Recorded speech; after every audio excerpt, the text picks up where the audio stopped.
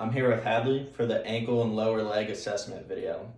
For the first thing, we're going to test her ankle inversion active range of motion. So I'm going to have Hadley sitting here. I'm going to have her bring her leg out, her right leg, up, and the movement arm is going to be over her second phalanx. The stationary arm is going to be going up her fibula, and the axis is going to be right over the talus. So Hadley, what I'm going to have you do, bring your leg a little lower, and just kind of have you move your ankle inwards this way, just like that. So it's lined up like this. Move my arm over the second phalanx, and go ahead. So I started at 180, and I'm ending around 155. Go back, Hadley. Let's test it one more time. Make sure you're just moving that ankle. Yep. Same thing. So Hadley's right at 25 degrees on her right leg, and the normal value is 20 degrees, so she's a little above average. So let's try that other side.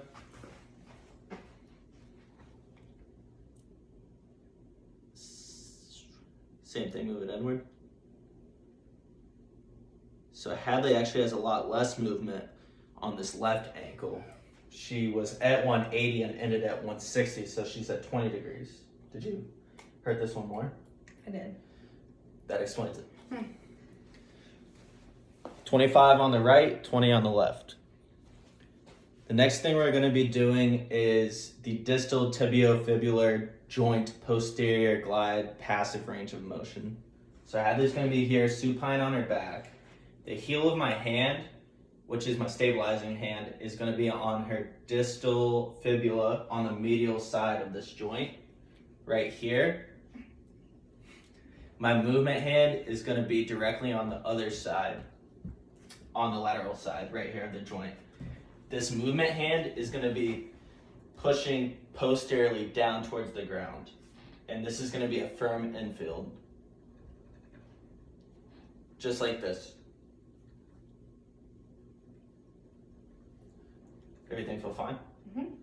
Pain would be joint dysfunction or any sort of other infield. So go ahead and flip over, Hadley. Excuse me, I see.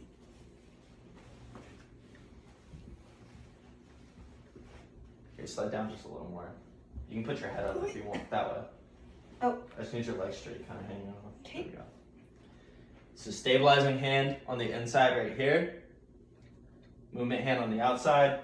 Pushing downwards with that movement hand. Like so. Same thing here? Yep. Okay.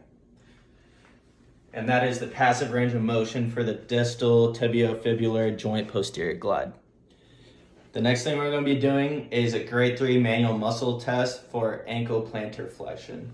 So Hadley's going to be standing for this one. I'm going to have her turn around and lightly holding onto the chair. And she's going to be performing a heel raise off of each foot, one at a time. So first, I'm going to palpate her gastroc and soleus, just her calf muscles.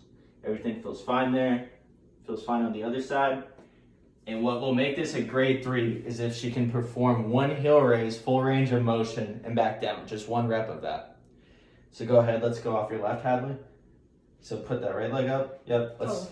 You got it, you got it. Go up. Perfect. Now let's try the other side. Go ahead. Perfect. Hadley was able to perform one rep on each leg with full range of motion, so she passed a grade 3 manual muscle test for plantar flexion. Okay, the next thing we're going to be doing is the Thompson test, and this is used to test for an Achilles rupture. The sensitivity is 96 and the specificity is 93. It's a really good test. So it can be used for ruling in or out in Achilles rupture. So Hadley's going to be prone like she is now. Her legs are going to be hanging off the table. And what I'm going to do is I'm going to palpate her soleus and her gastroc muscle on each leg. If I do this and her foot goes into plantar flexion, any sort of movement, then that's good. The test isn't positive. But if I were to palpate that and it didn't, that means the test is positive and that Achilles is not connected anymore. So, as you can see, I'm palpating slight plantar flexion. Here, put your knee back up and then hang it on. There we go. It's better. Right there. You see that slight movement, plantar flexion. Okay, let's go ahead and flip over for this one. Get up. Have that knee down. Alright, there we go. Same thing. Bring the knee up. There we go. Rest that foot. Completely rest it. I am. Completely rest it. Nope. There we go. And that is the Thompson test. The next thing we're going to be doing is the Tallard tilt test, and this is used for determining sprains for the calcaneofibular ligament or the deltoid ligament on the medial side, and that calcaneofibular ligament is on the lateral side. This test has a specificity of 88 and a sensitivity of 55, so it's only used for ruling out sprains. So Hadley's going to be sitting like so. She's going to let her legs come out and relax. I'm going to grab the back of her calcaneus. And then my other hand is just going to put this ankle into either eversion, which stresses that calcaneofibular ligament, or inversion, which stretches that deltoid ligament. Relax, Hadley. And any pain or laxity would be positive for this test. And she's showing none on either side. No pain. Okay, let's try the other side.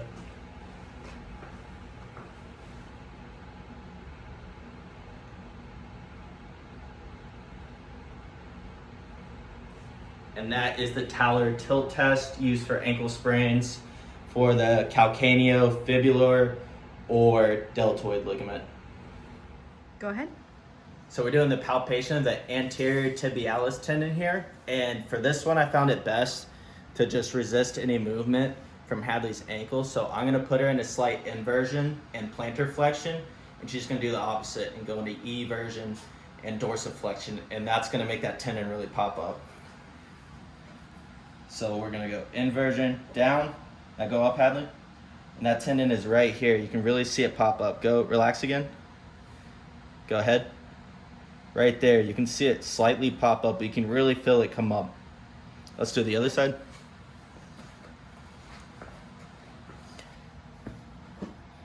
Inversion down, come up. You can almost see it better on this side. Right there, that tendon's running up. All right, that's good, Hads. Okay. Last thing we're gonna do is the palpation of the navicular tuberosity. So that is on the medial side of Hadley's ankle. So bring your leg out. Oops. So first you're gonna palpate this medial malleolus, and I'm gonna go inferior and anteriorly about 2 centimeters downwards, but you can almost see it on Hadley before I even go down. It's right here. It's just a little bump. So inferiorly, anteriorly, right there. Let's do it on the other side, Hadley. So medial side, medial malleolus, really easy to find. So almost like at a diagonal angle, because you're going inferiorly, anteriorly, right there, just that little 2 centimeter. And that's the navicular tuberosity. All right.